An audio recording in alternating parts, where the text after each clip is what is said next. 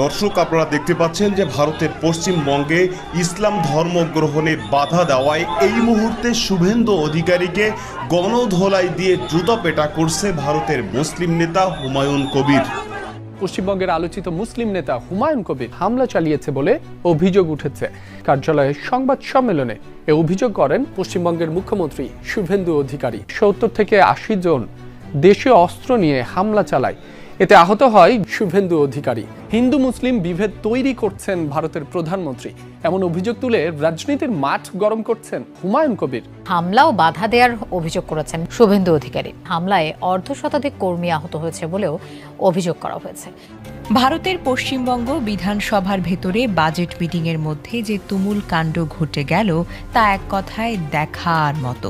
নতুন মুখ্যমন্ত্রী শুভেন্দু অধিকারীর উপর বিরোধী দলের নেতারা যেভাবে ক্ষেপে উঠলেন আর রীতিমতো মারামারি আর হাতাহাতির অবস্থা তৈরি হলো, তা দেখে পুরো দেশের মানুষ আজ অবাক।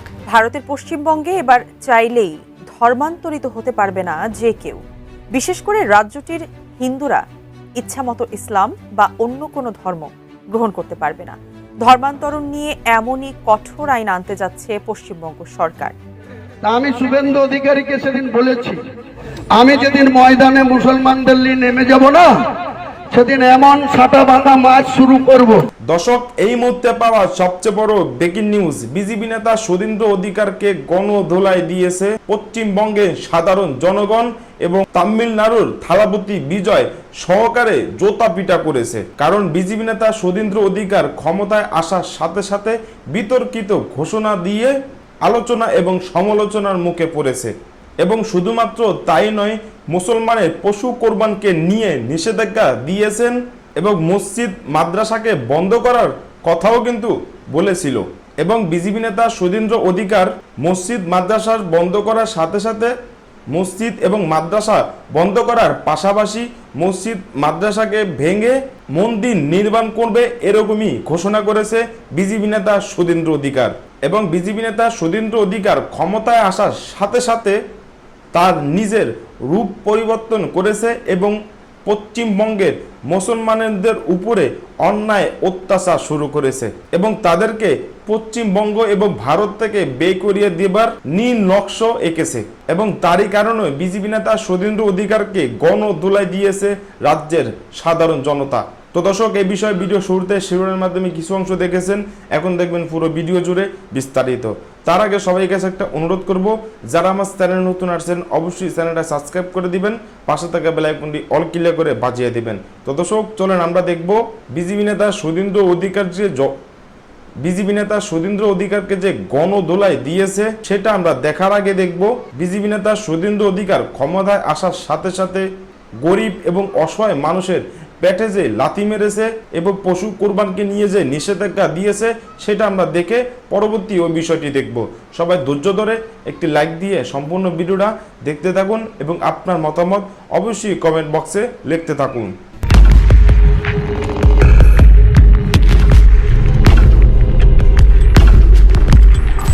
সন্ধ্যার ঢাকা, আকাশটা আজ মেঘলা, গুমোটো বাতাসে যেন শ্বাস নেওয়া কষ্টকর। শহরের ব্যস্ত রাজপথগুলোতে মানুষের কোলাহল, চায়ের দোকানে আড্ডা আর নিয়ন আলোর নিচে ছুটে চলা গাড়িগুলোর মাঝে এই শহরটা প্রতিদিনের মতোই স্বাভাবিক মনে হচ্ছে। কিন্তু এই স্বাভাবিকতার ঠিক আড়ালেই সাইবার স্পেসের অন্ধকার গলি এবং কিছু শীতাতপ নিয়ন্ত্রিত ড্রয়িং রুমে আজ এক বিষাক্ত ষড়যন্ত্রের বীজ বোনা হচ্ছে, যা এই 56,000 বর্গমাইলের স্বাধীন মানচিত্রটিকে খণ্ড বিখণ্ড করে দেওয়ার স্পর্ধা রাখে। একটি ভিডিও ক্লিপ, একটি মন্তব্য, কয়েকটি শব্দ, আর তাতেই কেঁপে উঠল পুরো রাষ্ট্রের সার্বভৌমত্ব। ভিডিওতে দেখা যাচ্ছে একজন নারীকে। তার নাম অ্যাডভোকেট চৈতালি চক্রবর্তী। তিনি কোনো সাধারণ নারী নন, তিনি নিজেকে পরিচয় দেন একজন আইনজীবী হিসেবে। আর রাজনৈতিক মহলে তার পরিচিতি বিগত স্বৈরাচারী শাসক গোষ্ঠীর মহিলা আওয়ামী লীগের একজন উগ্রবাদী নেত্রী হিসেবে। ক্যামেরার সামনে দাঁড়িয়ে অত্যন্ত দম্ভ ভরে স্বাধীন বাংলাদেশের আইন, সংবিধান এবং অস্তিত্বকে বৃদ্ধাঙ্গুলি দেখিয়ে তিনি এমন একটি বাক্য উচ্চারণ করলেন যা শুনলে যে কোনো দেশপ্রেমিক নাগরিকের ধমনীতে রক্ত টকবক করে ফুটতে বাধ্য। তিনি বললেন, আপনারা যদি বেশি বাড়াবাড়ি করেন তাহলে বিশ্বের বিভিন্ন দেশ থেকে সাহায্যের চেয়ে আমরা আলাদা একটি প্রদেশ করব শুধুমাত্র সনাতনীদের জন্য। আমরা সেটা চাই না, কিন্তু আপনারা যে ব্যবস্থা করছেন তাতে এক সময় সেটাই হবে। কি ভয়ঙ্কর এক রাষ্ট্রদ্রোহিতা! একটি স্বাধীন সার্বভৌম রাষ্ট্রের ভেতর দাঁড়িয়ে বিশ্বের অন্য দেশের কাছে সাহায্য চেয়ে দেশের একটি অংশ কেটে নিয়ে আলাদা প্রদেশ বানানোর এই প্রকাশ্য হুমকি কোনো সাধারণ রাজনৈতিক বক্তব্য নয়। এটি হলো সরাসরি রাষ্ট্রের অস্তিত্বের বিরুদ্ধে যুদ্ধ ঘোষণা। এটি হলো একটি নতুন মির্জাফরি ছক যা ভিনদেশী প্রভুদের ইশারায় এই বাংলার মাটিতে বসে বাস্তবায়ন করার চেষ্টা চলছে। এই চরম রাষ্ট্রদ্রোহী কথাটি শোনার পর আসুন আমরা একটু কল্পনার আয়নায় অন্য একটি দেশের ছবি দেখি। ধরে নিন দৃশ্যপটটি বাংলাদেশের নয়, ভারতের উত্তরপ্রদেশ, গুজরাট বা দিল্লির কোনো রাস্তায় দাঁড়িয়ে একজন ভারতীয় মুসলমান নেতা বা আইনজীবী ঠিক এই কথাটি ক্যামেরার সামনে বললেন। তিনি বললেন, ভারতে মুসলমানদের উপর যে অত্যাচার হচ্ছে তা যদি বন্ধ না হয় তবে আমরা বিদেশের সাহায্য নিয়ে মুসলমানদের জন্য একটি আলাদা প্রদেশ বা রাষ্ট্র তৈরি করব। কি হতো তখন? পরদিন সকালে ওই মুসলমান নেতা নিজের বিছানায় ঘুম থেকে উঠতে পারতেন না। কয়েক ঘন্টার মধ্যে ভারতের এনআইএ বা অ্যান্টি টেরোরিজম স্কোয়াড তার বাড়ির দরজা ভেঙে তাকে তুলে নিয়ে যেত। তার বিরুদ্ধে ইউএপিএ, রাষ্ট্রদ্রোহিতা এবং ন্যাশনাল সিকিউরিটি অ্যাক্টের মতো সবচেয়ে ভয়ঙ্কর সব কালাকানুন প্রয়োগ করা হতো। তাকে সোজা তিহার জেলের অন্ধকার সেলে নিক্ষেপ করা হতো, যেখান থেকে হয়তো তিনি আর কোনোদিন সূর্যের আলো দেখতে পেতেন না। শুধু তাই নয়, পরদিন সকালেই যোগী আদিত্যনাথ বা অন্য কোনো হিন্দুত্ববাদী মুখ্যমন্ত্রীর নির্দেশে বিশাল একটি হলুদ রঙের বুলডোজার এসে ওই নেতার পৈতৃক বাড়িটি গুড়িয়ে মাটির সাথে মিশে দিত।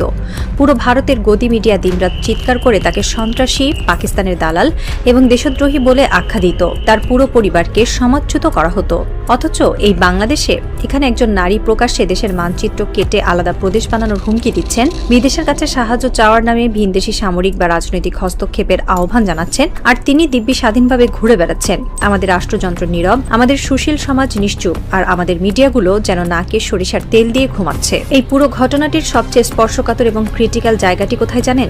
এই অ্যাডভোকেট চৈতালি চক্রবর্তীরা আসলে সনাতন ধর্মাবলম্বীদের প্রতিনিধিত্ব করেন না। তারা সনাতন ধর্মের মহান বাণীর কোনো ধার ধারেন না। তারা ধর্মকে ব্যবহার করেন কেবল একটি রাজনৈতিক এবং ভূকৌশলগত ঢাল হিসেবে। খুব স্পষ্ট করে একটি কথা বলা প্রয়োজন, বাংলাদেশে সনাতনী হওয়াটা কোনো অপরাধ নয়। সনাতন ধর্মাবলম্বীরা এই মাটির সন্তান, তারা আমাদের ভাই, আমাদের প্রতিবেশী। এমনকি কোনো গণতান্ত্রিক দেশে আওয়ামী লীগ করাটাও কোনো আইনি অপরাধ নয়। কিন্তু সমস্যাটা হলো এই দুইয়ের সংমিশ্রণে তৈরি হওয়া একটি ভয়ঙ্কর এবং বিকৃত সত্তায়। সমস্যাটা হলো উগ্রবাদী আওয়ামী লীগের সনাতনী। এরা সেই গোষ্ঠী যারা বিগত 15 বছর ধরে আওয়ামী লীগের স্বৈরাচারী ছায়াতলে থেকে ভারতের আশীর্বাদ পুষ্ট হয়ে এই দেশে এক ধরনের জমিদারি চালিয়েছে।